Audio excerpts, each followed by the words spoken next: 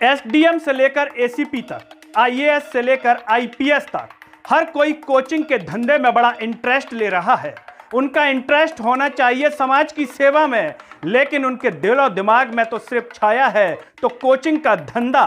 अगर कोई नहीं कर रहा है तो अपने दिमाग में सोच रहा है कि मेरे साथ वाले ने भी तो कोचिंग डाल ली है, ऑनलाइन पढ़ाने लग जाऊं, उसके बाद धीरे धीरे ऑफलाइन पर आ जाऊंगा। कितना पैसा है? हाँ, पैसा तो है, लेकिन समाज के प्रति उनका जो दायित्व है, क्या उससे कोई मतलब नहीं? नमस्कार, मैं हूं गिरिराज शर्मा और आप देख रहे हैं सरल टॉक। मध्य प्रदेश हो या उत्तर प्रदेश, राजस्थान, हरियाणा, पूजा खेड़कर के केस के बाद नई नई चर्चाएं बाहर आ रही हैं।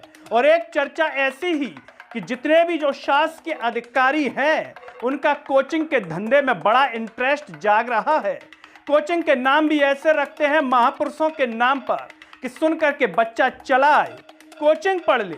इस प्रकार की चर्चाएं सोशल मीडिया पर हो रही हैं, विद्यार्थियों के बीच में हो रही हैं। हमसे भी कई विद्यार्थियों ने कहा तो सोचा कि आज चर्चा इसी पर कर ली जाए। नाम किसी का नहीं लेंगे, आप बता दीजिएगा। जो तैयारी कर रहे हैं उन्हें भली भांति पता है।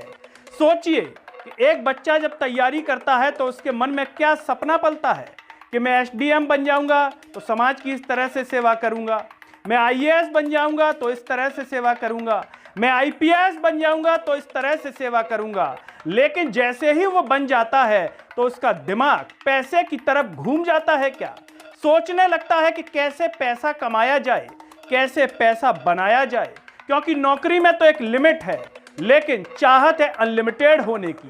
तो अनलिमिटेड कैसे हुआ जाए? कोई घूस खा के होता है तो कोई धंधे की वजह से होता है। धंधा जो फलता फूलता रहता है, और उस देश में जहां बेरोजगारी इतनी हो, वहां कोचिंग का धंधा तो फलेगा फूलेगा ही। जहां पर वैकेंसियां नहीं आ रही हो तो लिमिट में आ रही हो, लेकिन उनकी तैयारी करने वाले तो लाखों में है। कोई भी कोचिंग खोल दे तो स्टूडेंट चला ही आएगा। हम भी शायद खोल दें तो 2-4 स्टूडेंट चले ही आएंगे कि तैयारी कर ली जाए।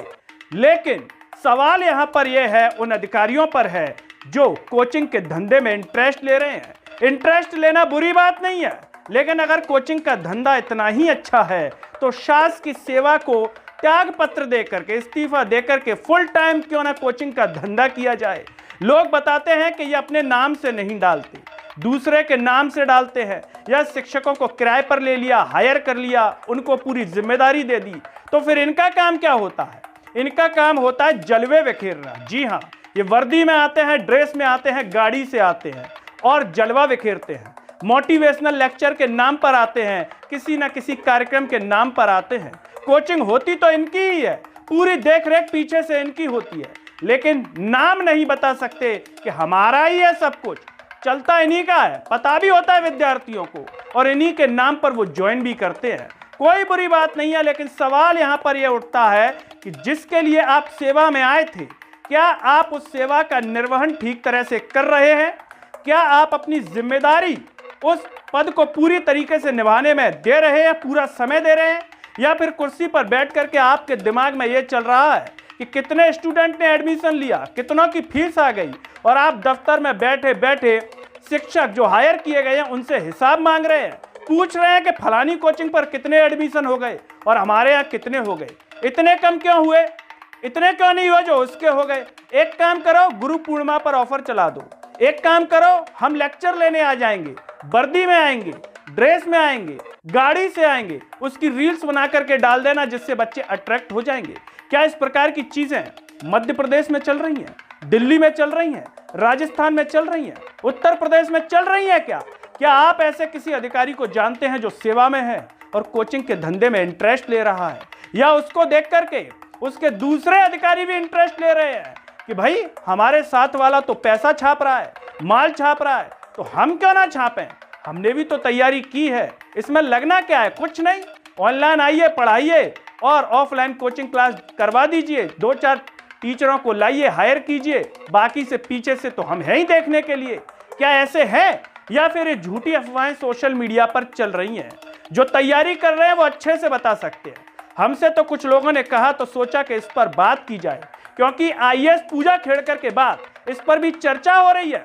लोग अपने स्टेटस पर लगा रहे हैं, शेयर कर रहे हैं कि फलाने एसीपी साहब, फलानी एसडीएम, फलाने ये, फलाने ढिमका कोचिंग का धंधा चला रहे हैं। दोस्तों, इस पर आप क्या सोचते हैं? क्या कोचिंग का धंधा उन्हें शासन की सेवा में रहते हुए चलाना चाहिए? क्या उनके पीछे की मंशा समाज सेवा है इसके माध्यम से, या फिर केवल और केवल पैसा छापना है, माल छापना है कोचिंग के धंधे के नाम पर, न कि समाज सेवा?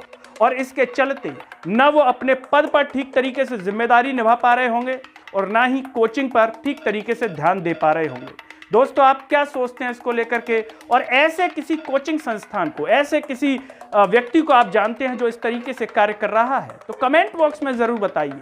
हमसे तो लोगों ने कहा, किसी का नाम नहीं ले रहे, लेकिन लोग बता रहे हैं कि ऐसा चल रहा है या नहीं चल रहा है। कमेंट में जरूर बताइए। इस वीडियो को हर जगह शेयर कीजिए, चैनल को सब्सक्राइब कीजिए, साथ ही साथ सरल टॉक के Facebook, Twitter, Telegram, Instagram page को आप जरूर फॉलो कीजिए। और अंत में सभी से अपील है कि सरल टॉक को ज्वाइन व थैंक्स बटन के द्वारा भी सपोर्ट कीजिए, जिससे हम और बेहतर कार्य कर सकें। नमस्कार।